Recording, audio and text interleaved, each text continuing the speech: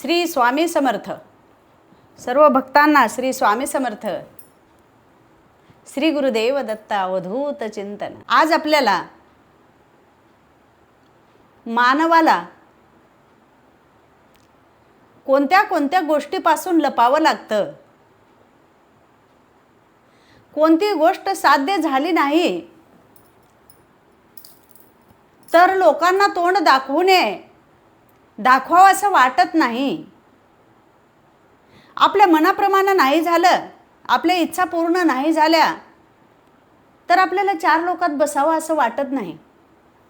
कोणी काय बोलतात त्यांचं बोलणं आपल्याला गोड लागत नाही.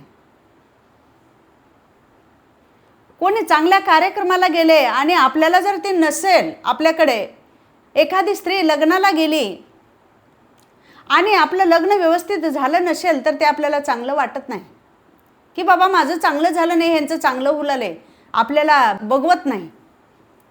एखाद्या स्त्रीला मूल नाही झालं आणि कुणाच्या तरी बारशाला जायचं दुसऱ्या शेजारणीच्या, तर त्या स्त्रीला जावंसं वाटत नाही. एखाद्या स्त्रीला मुलगाच नाही आणि शेजाऱ्याच्या स्त्रीला मुलगा झाला आणि पेढा घेऊन आली तर आनंदानं तो पेढा घ्यावासा वाटतच नाही. का वाटत नाही बाबा? तर एखाद्या गोष्टीची खंत, एखाद्या गोष्टीचा विचार तिच्या मनामध्ये, एखाद्या गोष्टीची कमतरता त्यांच्या मनामध्ये राहत असते की मुलगा झाला तर मला नाही झाला.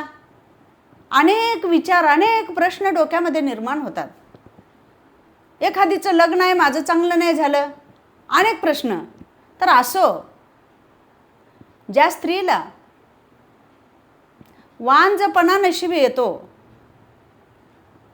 की बाबा मुलगा ना मुलगी, काहीच बाळच नाही झालं, तर अनेक लोक काय काय बोलतात. ज्या स्त्रीच्या घरी तिच्या सासूला, सासऱ्याला, माहेरच्याला, तिच्या पतीला कसलंच काही अवघड नसतं, कसलंच काही वाईट वाटत नसतं, पण लोकांना खूप वाईट वाटत असतं. हे जग आहे ना, जग स्वस्थ बसू देत नसते. एखाद्याचा कार्यक्रम असला तर म्हणत असतात की बाबा ही काय वांजुटी इथं आली, असे अनेक शब्द बोलतात. म्हणून हे बोलणं कितपत आपल्याला चांगलं वाटत नाही आणि या बोलण्यामागचं कारण काय आणि सहन करण्यामागचं कारण काय, याच्याविषयी मी तुम्हाला काहीतरी चार शब्द सांगणार आहे. बघा, तर नरसिंह सरस्वती सद्गुरू माऊली साक्षात दत्तप्रभू गाणगापुरामध्ये राहत असताना, गाणगापुरामध्ये अनेक कार्यक्रम, अनेकाचे प्रश्न सोडवण्यात येत असतात. गाणगापूर एक असं देवस्थान आहे की तिथं गेल्यानंतर आपल्या प्रत्येक प्रश्नाला उत्तर असतं. ज्या पद्धतीने पार्वती परमेश्वराला विचारत असते शंकराला की बाबा प्रत्येक प्रश्न, गुरु म्हणजे काय, गुरु कसा करावा, हे सगळं काही पार्वती महादेवाला विचारत असते. त्याच पद्धतीनं भक्त दत्तप्रभूला नरसिंह सरस्वती सद्गुरू माऊलीला विचारत असतात. जे संकटात सापडत असतात, संकटाच्या भोवऱ्यामध्ये, तर त्या संकटाचं निवारण कुठं होत असते म्हणजे श्री क्षेत्र गाणगापुरामध्ये होत असतं. म्हणून आपल्याला कुठलंही संकट आलं, आपल्याला कुठलंही कोणत्या गोष्टीची कमतरता आली, आपल्या अंगावर कोणता तरी एखादी रोग झाला, आपल्याला रोग जडला, पुत्र प्राप्ती होत नसेल, लग्न जुळत नसेल, कोणत्याही गोष्टीची खंत वाटत असेल, आपल्याला वाईट वाटत असेल किंवा कोणता एखादी रोग झाला, तरी सुद्धा तुम्ही गाणगापूरला जावा आणि आपल्या रोगाची मुक्ती, आपल्या संकटाचं निवारण करून घेऊन यायला काहीच हरकत नाही. तर असो, तर आपल्याला काय सांगायचं आहे की बाबा एखाद्या वांझ स्त्रीला लोक काय काय बोलतात आणि त्याची सोडवणूक कशी गाणगापुरामधून होते हे आपल्याला ऐकायचं आहे. तर गाणगापुराच्या शेजारीच एका छोट्याशा गावामध्ये सोमनाथ नावाचा एक गरीब भक्त राहत होता. सोमनाथ नावाचा गरीब भक्त राहत असताना आपापला रोजचा काम करून आपला घर संसाराचा गाडा तो चालवायचा. पती आणि पत्नी हे दोघेच घरामध्ये राहायचे आई नाही, वडील नाही, कोणीच नाही. आणि सोमनाथच्या पत्नीचं नाव गंगा होतं. आणि सोमनाथचे वडील खूप पोते पुराण हे सगळं काही काम सोमनाथचे वडील करत असते. भविष्य पाहणे, पोथी वाचणे, पंचांग सांगणे आणि अनेक भक्तांचे कोडे सोडवणे. कोणी काही विचारायला आलं तर त्यांना पटकन त्याचं उत्तर देऊन त्यांच्या प्रश्नाचे उत्तर द्यायचं आणि त्यांना समाधान करून पाठवायचं. असं करून त्याची ख्याती वाढलेली होती. आणि जसं जोशीबुवा म्हणतात त्याचप्रमाणे सोमनाथच्या वडिलांचं नाव गावामध्ये पसरलेलं होतं. आणि असं अगोदर सगळं काही त्याचे वडील करत होते. आणि त्यांच्या मृत्यूनंतर हे दोघंच घरी राहू लागले. आई नाही, वडील नाही. चांगल्या वडिलाच्या पोटाला आल्यानंतर वडिलाचं नाव खूप काही चांगलं होतं, पण सोमनाथ हा आता एकटा पडला. सोमनाथ आणि गंगाचं ह्या दोघांच्या जोडप्याचा गाडा व्यवस्थित चालू लागला. चालता चालता चालता चालता 30 वर्षे 35 वर्षे निघून गेले. पण काही सोमनाथला आणि त्या गंगाला या जोडप्याला पुत्रप्राप्ती झाली नाही. गावातील शेजारी पाजारी अनेक लोक बोलायचे, 20 वर्षे झाले, 30 वर्षे झाले आणि ह्या बाईला काही पुत्रप्राप्ती होईना. आणि एखादा कार्यक्रम सोडून राहत नाही बाई. कशामध्ये म्हणलं तिथं उलुडबुड करत अगोदर सगळ्याच्या अगोदर येत असते. आणि सोमनाथची पत्नी अगोदर येण्याचं कारण एकच होतं की गावामध्ये त्यांचे वडील पोथी पुराण वाचत होते, पंचांगण पाहत होते म्हणून सर्वात अगोदर त्यांचा मान होता. आणि त्या घरच्यांनी मानाने बोलवल्यामुळं ती त्या कार्यक्रमाला हजर राहायची.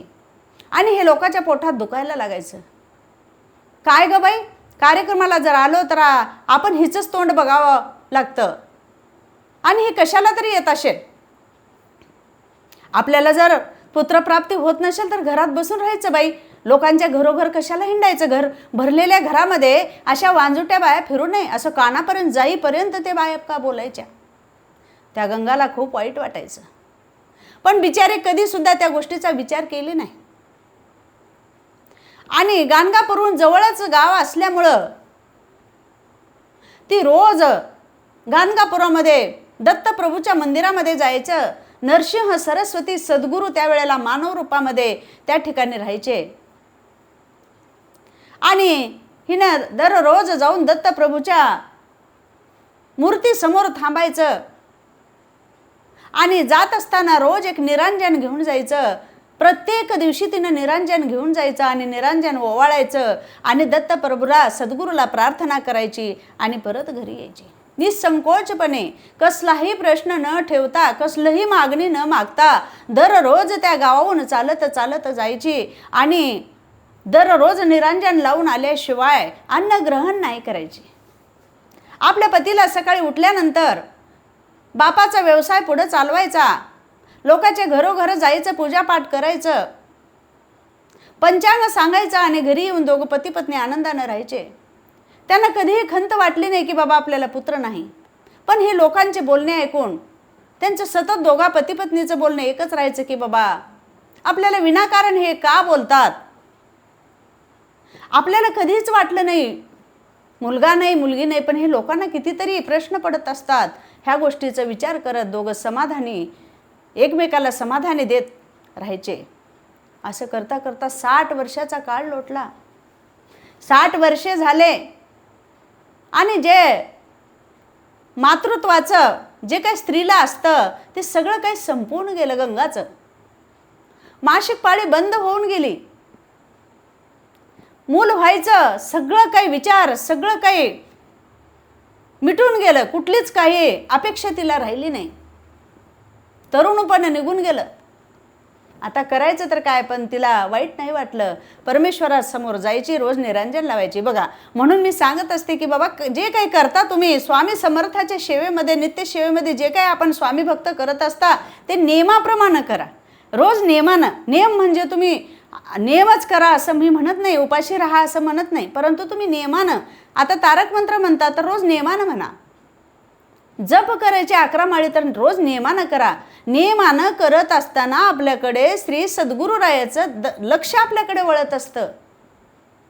आपण ज्या वेळेला श्री स्वामी समर्थ, श्री स्वामी समर्थ, श्री स्वामी समर्थ ही जी धून आहे त्यांच्या कानापर्यंत जात असते. तुम्ही पटपट पटपट एखादीच म्हणलं नाही म्हणलं असं नका करू. श्री स्वामी समर्थ, श्री स्वामी समर्थ, श्री स्वामी समर्थ, श्री स्वामी समर्थ इकडं तिकडं हलत डुलत घरचे कामं करत नका करू. ध्यानस्थ व्हा. माझा एकच शब्द तुम्हाला असतो स्वामी भक्तांनो की बाबा टाहो फोडा. टाहो फोडणं म्हणजे शांत बाळाला आंघोळ घालून झोपवलो आणि आपण कामाला लागलो तर ते बाळ काय करतं, पाय आपटू रडायला लागतं की तोंडाला फेस येईपर्यंत. त्याला म्हणतात टाहो फोडणं. त्याच पद्धतीनं आपल्याला टाहो फोडायचा आहे. आपल्याला स्वामी आईच्या चरणापर्यंत जाण्यासाठी आपल्याला टाहो फोडल्याशिवाय पर्याय नाही. म्हणून मी नियमानं करायला सांगत असते. तर बघा हा नियमानं केलेला त्या गंगामाईची सेवा कितपत कामाला आली हे तुम्हीच लक्षात घ्या. तर बघा मग रोज निरंजन लावत असताना श्रीगुरूच्या लक्षात आलं की बाबा ही स्त्री पतिव्रता आहे आणि हिचे सासरे बुवा सुद्धा खूप छान माझे भक्त होते आणि ह्यांच्या घरामध्ये पुत्र प्राप्ती नाही, पुत्र खेळत नाही. ही सगळी मला कल्पना आहे, पण पतिव्रतेच्या तोंडून आपण वधवून घ्यावं. तर एके दिवशी सामसूम असं मंदिरामध्ये असत असताना घाणगापुरामध्ये सरळ श्री नरसिंह सरस्वती सद्गुरुरायांनी यांना त्या गंगाला विचारलं की हे गंगामया, हे गंगामाता, तू रोज इथे येत असते, दत्तप्रभूची सेवा करत असते. आज मला मोकळ्या मनानं सांग, तू रोज निरंजन घेऊन येते आणि प्रार्थना करत असते बाई, पण तुझ्या मनामध्ये काय आहे, तुला काय मागावयाचं आहे ते निसंकोचपणे आज मला तू सांग. असं म्हणल्यानंतर ती गंगा काय म्हणते, हे सद्गुरुराया, हे परमात्मा, हे परमेश्वरा, दत्त अवतारा, हे गुरुराया, मी तुम्हाला काय सांगू. जे मला पाहिजे होतं त्याच्यासाठी मी काय काय नाही केलं. पिंपळाला प्रदक्षिणा घातल्या, पिंपळाची पूजा केली, गाईला घास दिला, नाही त्या देवाला गेलं, नाही ते मी देवाला गेलं, नाही ते मी पूजा केलं, नाही ते व्रत मी केलं, हे सद्गुरुराया, पण माझी इच्छा पूर्ण झाली नाही. मग मी आता काय मागू. आता झालं, माझं संपलं, आता वयानं वृद्ध झाले आणि हे परमेश्वरा हा जन्म तरी माझा संपावा. आज माझं हे कृष्ण झालेलं शरीर हे एवढंच यमाला सांगा की बाबा लवकरात लवकर मला घेऊन जा आणि मी ज्या माझ्या मनामध्ये अपेक्षा आहेत त्या अपेक्षा माझ्या दुसऱ्या जन्मामध्ये तरी पूर्ण करा असं तुम्ही सांगा. एवढीच माझी इच्छा पूर्ण करा परमेश्वरा परमात्मा. असं म्हणून हात जोडले असता नरसिंह सरस्वती सद्गुरुराया तिला उत्तर काय दिले, हे गंगा, तू आता ह्या मानव रूपामध्ये आहेस आणि आता मला निरंजन लावतेस आणि तुला काय पाहिजे म्हणून विचारलं असता तू पुढच्या जन्माचं सांगतेस. मला सांग की बाबा तुला पुढच्या जन्मामध्ये सुद्धा मानवाचं रूप मिळेल हे कशावरून सांगतेस. ह्या जन्मामध्ये तू मानव आहेस, तुला पुत्रप्राप्ती झाली नाही आणि तू तसाच जन्म दुसरा सुद्धा मानवाचा घेणार आहे हे कशावरून तुला माहिती आहे. आज जर आपण झोप घेतलो आणि सकाळी उठल आणि आपण जेवण करल ह्याचा भरवसा नाही आणि तू उद्याच्या गोष्टी कशापायी करतेस, दुसऱ्या जन्माच्या गोष्टी कशामुळे करतेस. तुला जे काही योग्य वाटतं, जे काही पाहिजे ते ह्या जन्मात पाहिजे ते मला माग, मी तुला द्यायला तयार आहे. असं म्हणल्यानंतर गंगा म्हणले, हे सद्गुरुराया, जे मी मागणार आहे ते संपून गेलेलं आहे आणि तुम्ही मला काय देणार. नाही ते होणं शक्य नाही. सद्गुरुरायाने म्हणले, अशक्य ते शक्य करण्यासाठीच आमचा जन्म झालेला आहे. तुला जे पाहिजे ते मला सांग, तुझ्या तोंडानं वधवून घ्यायचं आहे. असं म्हणल्यानंतर गंगा माता म्हणली, हे सद्गुरुराया, मला पुत्रप्राप्तीसाठी मी अनेक नाही ते व्रत केलं, नाही ते साहस केलं, पण मला पुत्रप्राप्ती झाली नाही. असं म्हणल्यानंतर सद्गुरुरायाने तिला सांगितलं की बाई, तुला पुत्र मुलगा आणि मुलगी हे दोन्ही तुला तुझ्या पोटी संतान होतील असा आशीर्वाद माझा तुला आहे. असं सद्गुरू म्हणल्यावर 60 वर्षाच्या नंतर केस पांढरे झाले आणि आता तुला पुत्र प्राप्ती होणार आहे असं सद्गुरूंनी तिला आशीर्वाद दिला. हिला आनंद गगनात मावेनासे झाला. पण एक खंत वाटली, हे सद्गुरू राया, तुम्ही खोटा आश्वासन मला नका देऊ. मला आता पुत्र होणे नाही. आमची साठी वलांडली, माझे केस पांढरे झाले आणि जे काही पुत्र प्राप्तीसाठी व्हावं लागतं ते सुद्धा माझं संपून गेले. सद्गुरू राया, माझी मासिक पाळी बंद होऊन गेली. सद्गुरू हसून म्हणायला लागले, तू निसंकोचपणे तुझ्या घरी जा आणि पिंपळाच्या प्रदक्षिणा चालू ठेव आणि दान धर्म करायला विसरू नको. असं म्हणल्यानंतर ती घरी गेली. घरी गेल्यानंतर आपल्या पतीला सांगितली की बाबा, मला सद्गुरूंनी असं वचन दिलेले आहेत आणि मी निरंजन लावत असताना इतके दिवस झाले माझ्याकडे लक्ष सद्गुरूचं नाही, पण आता त्यांनी मला असा आशीर्वाद दिल्यात. म्हणल्यानंतर सोमनाथ सुद्धा आनंदाने नाचायला लागला आणि म्हणला, ठीक आहे, सद्गुरूने जर आशीर्वाद दिले तर शक्य अशक्य ते शक्य व्हायला काहीच वेळ लागणार नाही. हे गंगा, आपण निसंकोचपणे राहू. असं म्हणल्यानंतर 4 दिवस 3 दिवस गेला आणि तिने पिंपळाच्या प्रदक्षिणा घातली. आणि ज्या पिंपळाला तिनं सद्गुरूच्या समोर म्हणलेलं होतं की मी विनाकारण त्या पिंपळाच्या प्रदक्षिणा घातले, असं म्हणल्यानंतर सद्गुरू म्हणले, पिंपळाला निंदू नको. पिंपळ म्हणजे काय आहे गंगा? तू जे पिंपळाची सेवा केलीस त्याचंच हे पुण्य आहे, म्हणून मी तुला ब्रह्मांड नायक म्हणून तुझ्या भेटीला आलो आणि तुला मी आशीर्वाद देत आहे. पिंपळाची निंदा तू करू नकोस. पिंपळाचा वृक्ष म्हणजे काय असतंय? पिंपळाच्या मुळाला कोण असते? ब्रह्म असते. मध्यभागी विष्णू असतात आणि पिंपळाच्या शेंड्याला ब्रह्मा, विष्णू आणि महेश असतात. असं स्वतः नारायण त्या पिंपळा वृक्षामध्ये असतात. म्हणून निसंकोचपणे पिंपळाची सेवा करावं. पिंपळाची प्रदक्षिणा घातल्यानंतर कुणालाच कशाचंही कमतरता किंवा कुठलंही काही तुम्हाला वाईट शक्तीचा तुमच्यावर कोणताही वर्चस्व होत नसतो. असं सांगितल्यानंतर पिंपळाच्या प्रदक्षिणा घालू लागली, दानधर्म केली. असं करता करता 3 दिवस गेले. 3ऱ्या दिवशी तिच्या स्वप्नामध्ये एक ब्राह्मण आले आणि म्हणले की बाबा, तुझं आता इच्छा पूर्ण होणार आहे, तुझ्या घरी पुत्र प्राप्ती होणार आहे. परंतु एक कर, तू गाणगापूरला जा आणि तिथं नरसिंह सरस्वती आहेत, तिथं जाऊन त्यांच्याकडून तू आशीर्वाद घेऊन ये. असं म्हणल्यानंतर आणखी 3ऱ्या दिवशी तिनं गेली आणि त्या मंदिरात थांबली आणि म्हणली, बाबा सद्गुरू राया, माझ्या स्वप्नामध्ये पहाटे स्वप्न पडल्यामुळे मी तुमच्या चरणाजवळ आलेली आहे. असं म्हणल्यानंतर आणखी सद्गुरू तिच्या समोर आले आणि 2 फळ तिला दिले की बाबा तुला 2 पुत्र प्राप्ती होतील म्हणून 2 फळ दिले. पण हे फळ घेत असताना तू घरी जाऊन 3-4 दिवस ह्या फळाची पूजा कर आणि पूजा करून दान धर्म कर, पिंपळाच्या प्रदक्षिणा घाल आणि तुला पुत्र प्राप्ती होईल. असं म्हणल्यानंतर ती फळं घेतली आणि गावाकडे गेली. गावाकडे गेल्यानंतर त्या फळांची पूजा केली. पूजा करून पिंपळाच्या प्रदक्षिणा घातल्यानंतर दोघेही पती पत्नी आनंदाने राहू लागले. तितक्यातच 60 वर्षाच्या नंतर जे काही होऊ नये ते चमत्कार त्या गंगेला झाला.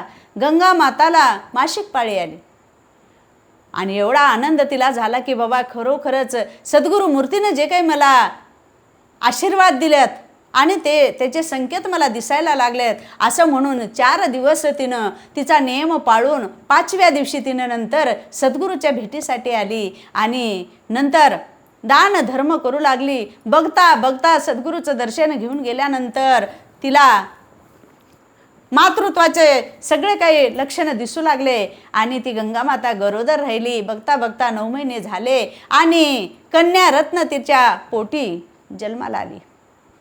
कन्या रत्न जन्माला आल्यानंतर अवघ्या 4थ्या दिवशी मी लवकर सांगणार आहे, खूप वेळ लागणार आहे म्हणून मी लवकर सांगण्याचा प्रयत्न करत असते.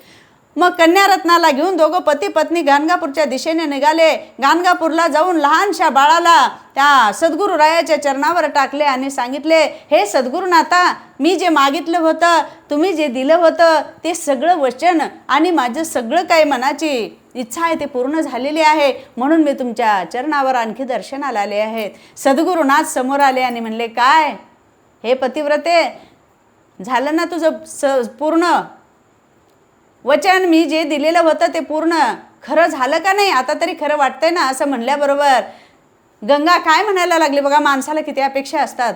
गंगा काय म्हणायला लागली, हे सद्गुरुनाथा, हे सद्गुरू राया, मला कन्यारत्न झालेला आहे, पुत्र प्राप्ती मला झालेली नाही, मला पुत्र नाही झालेला. आपण म्हणला होता 2 पुत्र मला होतील.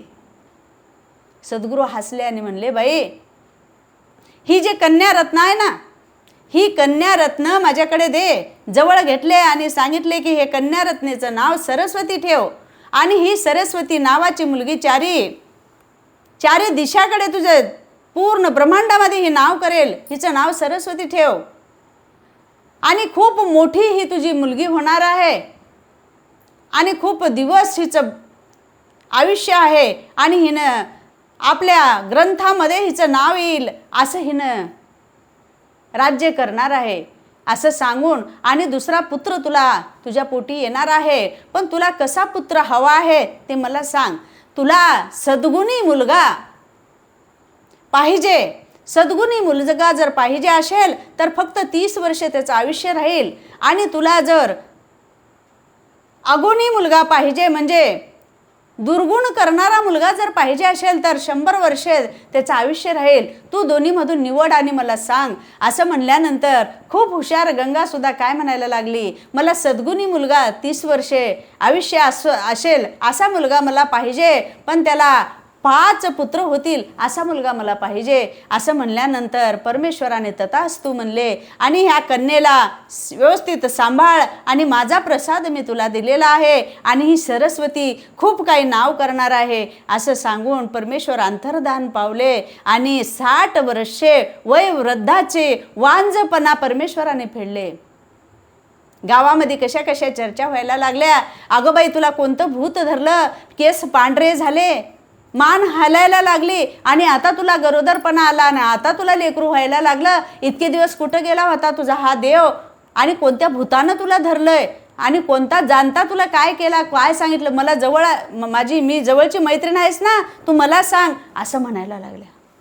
आणि तिने खरोखरच सांगितली, गंगा, हो, मला भूतानच धरलेला आहे ना, मला भूतानच वरदान दिलेलं आहे, आणि पुरातन कालापासून त्या भूताचं नाव असं आहे की त्याला 3 शिरे, 3 डोके आणि 6 हात आहेत, आणि कुत्र्याची फौज त्यांच्या सोबत राहते. त्या भूतानी मला हे वचन दिलेलं आहे आणि प्रसाद दिलेला आहे, असं सांगायला सुरुवात केली. आणि ब्रह्मांड नायक जर द्यायला बसले तर वांजुटीची सुद्धा ओटी भरण्याचं काम परमेश्वराने केलेलं आहे. आणि तेच दत्तप्रभू, तेच नरसिंह सरस्वती, आणि तेच माझी स्वामी आई ब्रह्मांडाचा नायक होऊन अक्कलकोटामध्ये आपल्याला दर्शन देण्यासाठी सतत कमरेवर हात ठेवून उभे आहेत. त्यांना कशाचीच अपेक्षा नाही, ना कपड्याची अपेक्षा, ना धनधान्याची, ना तुमच्या नैवेद्याची अपेक्षा आहे. फक्त आपलं संरक्षण करण्यासाठी, आपल्या इच्छा पूर्ण करण्यासाठी ब्रह्मांडाचा नायक साक्षात खूप उंच असा आपल्यासाठी स्वामी आहे अक्कलकोटमध्ये थांबलेले आहे. आपण स्वतः जावं, दर्शन घ्यावं, आणि आपले मनोरथ पूर्ण करून घ्यावं, एवढीच माझी अपेक्षा आहे. वांजेला सुद्धा पुत्रप्राप्ती झाली, आणि देण्याचं काम दत्तप्रभूंनी केलेलं आहे. एवढंच सांगून मला ही कथा इथंच संपवायची आहे. श्री गुरुदेव दत्त. अवधूत चिंतन. श्री गुरुदेव दत्त.